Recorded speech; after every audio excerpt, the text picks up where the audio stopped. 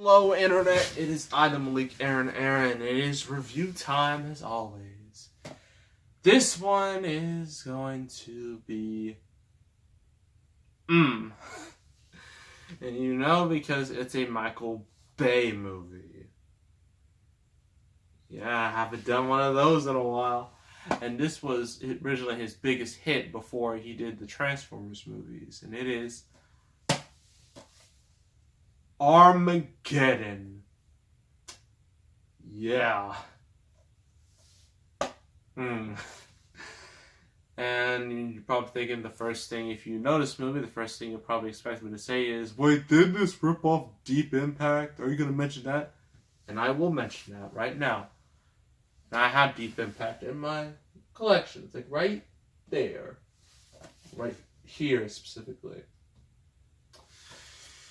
So, Armageddon and Deep Impact both came out in the summer of 1998. And both were end-of-the-world type movies. Both revolving around, destroying the Earth. And this one was more successful, mainly because Deep Impact was taken a lot more seriously. It was a far more bleak, had a darker, less satisfying ending. This does, and that's why this movie was more successful. So yeah, doesn't matter if you're better, as long as the audience thinks you're better, then it really doesn't matter, really. Well, this was back when audiences, as long as it was entertaining, as long as it had certain things to it, it would be a success. So here's the back. You want to rate it? Go right ahead. So from the blockbuster making team who produced and directed The Rock with Nicolas Cage. I might want to review that someday. That can wait. Comes, you're gonna cringe when you hear this, the biggest movie of 1998. Yeah. This thing made more money than any other movie in 1998. Granted, Titanic dominated a quarter of the entire year because that movie was just so big. But yeah, this was the biggest. Really? Man, that is really sad, honestly. But yeah, so many other better choices. I mean, A Bug's Life, Waterboy, Rugrats movie. I mean, come on. The fact that this was bigger than all of them is sad. Real sad. So it's Armageddon. Starring the explosive talents of Bruce Willis from Die Hard, Academy Award winners Ben Affleck. This was when he won for screenwriting. Good Will Hunting and Billy Bob Thornton. Liv Tyler, Steve Buscemi, Will Patton. Also in this movie, Michael Clark Duncan, William Fichtner. This movie has quite the stellar cast. It's no wonder it did better. So Armageddon is a meteor storm of action-adventure movie making that has you on the edge of your seat forgetting to breathe. When NASA's executive director, Dan Truman, realizes the Earth has 18 days before it's obliterated by a meteor the size of Texas, which means it's a pretty big meteor, he has only one option. Land a ragtag team of roughneck oil drillers on the asteroid and drop a nuclear warhead into its core. Spectacular special effects, laugh out loud humor, great characters, riveting storytelling, and heartfelt emotion. All lies. Huge lies. Make Armageddon an exhilarating thrill ride you will want to experience like there's no tomorrow. The plot is pretty dumb. It's a Michael Bay movie, so what did you really expect? Wait a minute, oh my gosh. No, this can't be happening. Apparently, it's screenplay by J.J. Abrams. The same J.J. Abrams from Mission Impossible 3, the Star Trek reboot, its sequels, Super 8, Star Wars Episode 7, Star Wars Episode 9, wrote this thing, or this was a part of it. That is absurd. I'm so glad he got better at his writing, because this is just... I'll explain. So yeah, this movie has everything you want in a blockbuster. Explosions, end of the world stuff, cheesy humor, forced romance, lack of character development,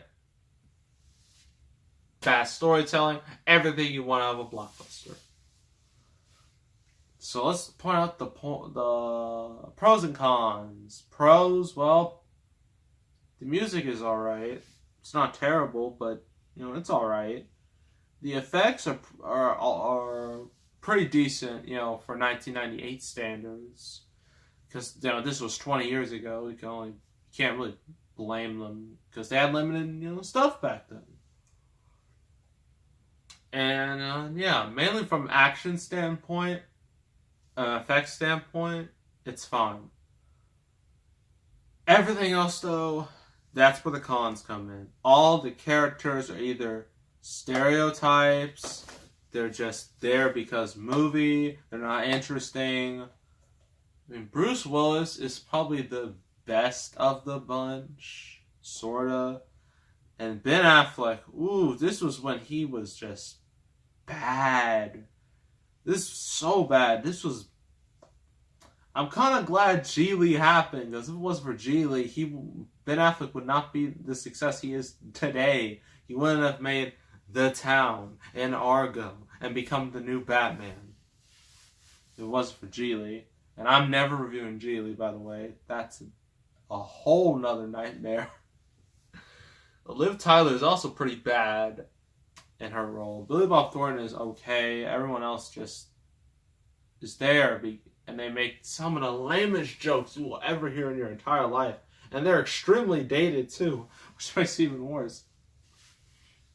And also, I believe in this movie, there's a scene that involves, Godzilla, because that... I hate that I'm mentioning this, but... The Godzilla from 1998, that abomination, well... I'm pretty sure it was in there, because... Probably because, product placement, but... Both came out, 98, both were terrible. This was more successful. I mean... Godzilla sadly still made money, but the fact that everyone hated it, thankfully, meant no more sequel. So at least there's that. Anyway, I got off track. Characters are weak. The acting is very... It ranges from good to terrible. The plot is just lame, generic. Well, not really generic, but extremely predictable. And just all over the place. And just like the ending, we're supposed to be all emotionally invested, because Liv Tyler is Bruce Willis' daughter, and Bruce Willis is about to sacrifice himself, spoiler, to save the world. You're supposed to feel emotion, but you really don't, because you don't care.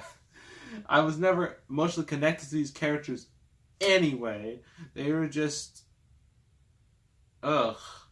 They're just movie characters. Movie characters that are put in a movie because the audience will relate to them. They're the everyday people. You have them, then it'll be a success. That's what Hollywood thinks. So yeah, I'm going to give this a 4 out of 10. Some might think that that's a little too high. But the action, like when the destruction's going down, it's actually pretty entertaining. Everything else is just just not fun at all. So yeah, 4 out of 10. I would not recommend this movie to anyone really. So that's Armageddon. Man, I wish WWE would bring that back as a pay-per-view. Anywho. Next review is an anime. It's not only an anime, It's a Dr. Seuss adaptation. It's not Horn Hears a Who. It's the movie that came after that. The Lorax. Yes. That will be the next review, so make sure you tune in for that masterpiece. So make sure to subscribe, like this video, leave a comment. I will see you all next time. And I am out.